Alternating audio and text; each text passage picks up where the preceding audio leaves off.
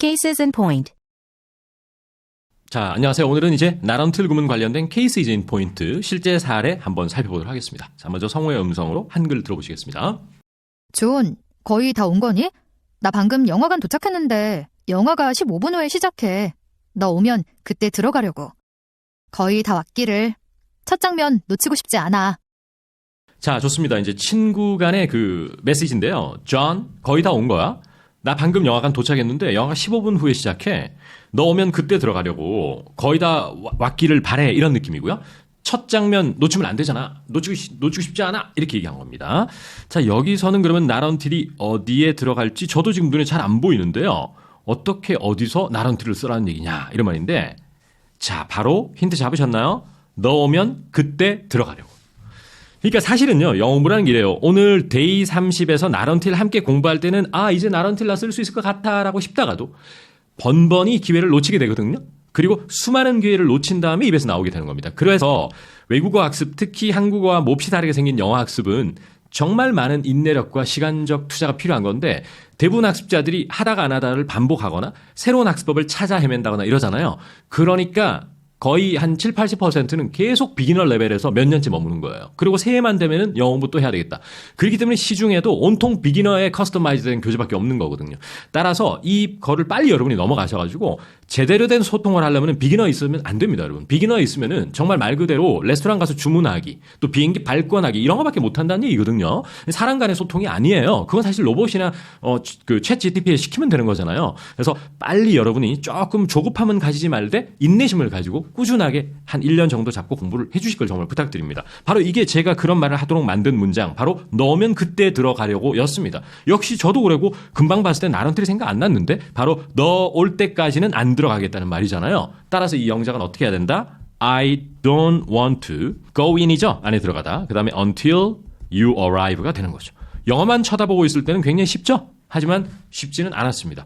그 다음에 문장들은 거의 다 온 거니는 너무 쉬워요. Are you almost here? 그죠? I am almost here.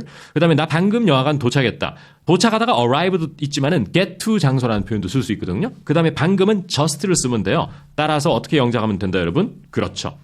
I just got to the theater. 이렇게 하시면 돼요. 쉽죠? 그리고 영화가 15분 후에 시작한다는 자동사 starts를 써야 돼요. 그러면 영화 starts. 그 다음에 15분 후에라고 하면 after를 쓰면 될까요? 안 돼요. 자, 15분 있다가 이런 느낌이거든요. 그 있다가 후에 안에는 in을 써야 돼요. 그러면 in 15 minutes 이렇게 하시면 됩니다. 깔끔하죠? 그리고 거의 다 왔기를 이것은 재밌게 표현했어요. 우리 원어민은 뭐냐면은 거의 다 왔는 거를 역발상으로 멀리 있지 않길 바래 이렇게 표현했죠. 그럼 어떻게 한다? I hope you are not far. 굉장히 자연스럽게 들려요. 주변에 있는 원어민들에게 한번 물어보십시오. 오케이? 그리고 마지막은 I don't wanna miss the beginning은 너무 쉽죠.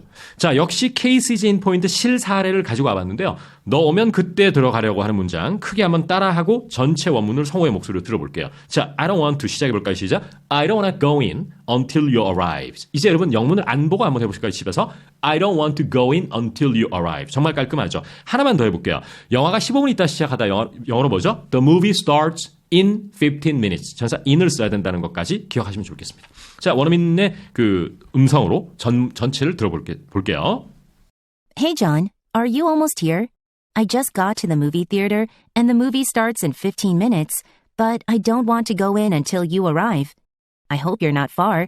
I don't want to miss the beginning.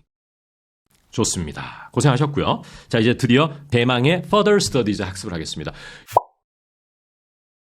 여러분 아까 전에 그 스몰 토크 1번이었나요? 그 지난 시간에 거기에서 겨우 가까스로라고 할 때 barely 공부한 거 기억나세요? 좋습니다.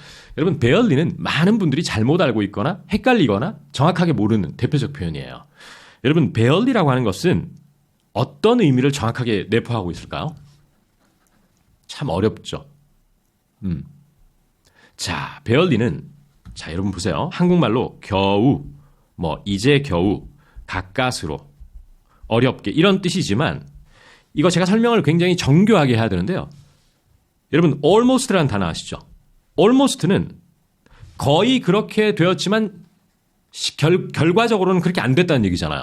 맞죠? 근데 barely는 겨우겨우 그렇긴 하지만 또 가까스로 그렇긴 하지만 어쨌든 그렇게 됐다는 얘기예요. 그러니까 그러니까 참 이 설명이 어려운데 예를 들어 첫 번째 한글 보시면요. 제 아기가 이제 겨우 1살이라는 것은 1살은 1살이라는 얘기예요. 이제 겨우 1살이 되었다라는 말이지. 느낌 오세요? 그러면 어떻게 영어를 해야 된다는 얘기죠? barely 1살 이렇게 표현해야 된다는 얘기예요. 이제 barely 느낌 아시겠어요? 그래서 my baby is barely 1 year old 이렇게 했고 첫돌이 지난 주말이었다는 첫돌이라고 해서 그냥 첫 번째 생일이라고 하면 되죠. His first birthday was last weekend.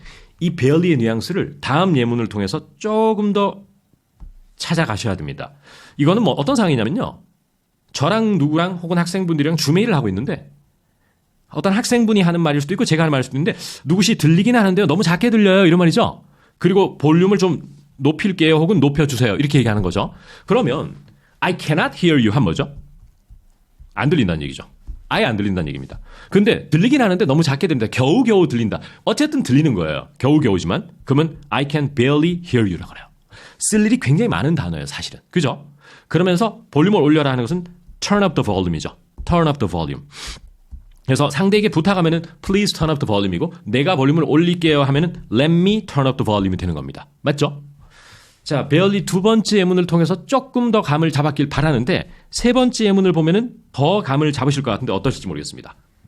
자, 한글이 겨우 빚은 지지 않고 삽니다. 자, 이건 뭐냐면은 언론사의 기자분이 남대문 시장에 있는 한 상인을 찾아가서 요즘 코로나라든지 또 코로나가 끝났지만은 여러 가지 어떤 대출 문제 때문에 참 힘드실 것 같은데 어떻게 사세요라고 하니까 뭐 겨우겨우 그래도 마이너스는 안 되고 살아는 가요. 이런 느낌이거든요. 그러니까 수지 타산이 맞기는 맞는데 겨우겨우 맞다라는 얘기죠. 그럼 어쨌든 마이너스는 안 진다는 얘기예요.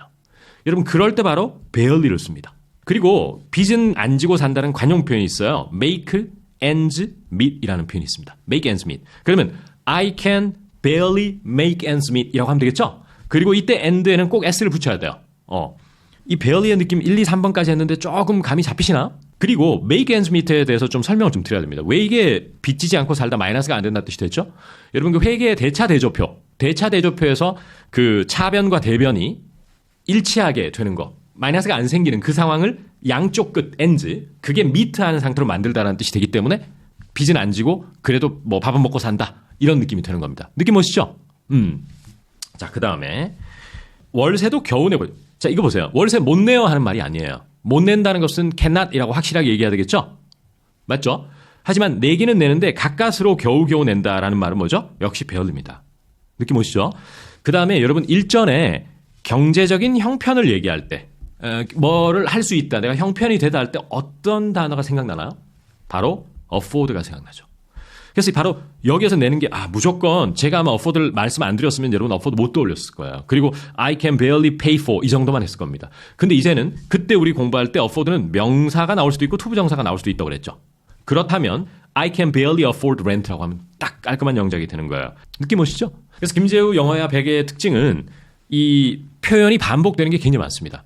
그래서 여러분이 결국에는 두세 번 봐가지고 될 문제는 아니거든요. 어떤 표현도. 그러니까 여기도 나오고 다른 스토리 속에서 동일한 표현이 나올 때 학습 효과가 제일 커져요. 그러니까 같은 맥락의 거를 100번 외우는 것보다는 barely를 다양한 상황에서 afford를 스토리가 다른 상황에서 보는 게 가장 오래 남고 입에서 나올 확률이 높아지거든요. 그래서 꼭 기억하시면서 afford도 다시 한번 복습하는 기회를 삼으시면 좋겠고 barely는 뭐다? 가까스로 이제 겨우 뭐 어렵게지만 어쨌든 그렇게 할 수는 있다. 어쨌든 1살이다. 지난달에 1살이 됐지만 이럴 때는 he's barely 1 year old라고 한다는 것 꼭 기억하시면 좋을 것 같습니다. 느낌 오시죠? 좋습니다. 자, 그래서 이렇게 단어 공부도 한번 오늘 해보는 기회를 가져봤습니다. 자, 그러면 다음 또 표현으로 만나 뵙기로 하고요. 오늘은 여기까지 하겠습니다. 여러분 감사합니다.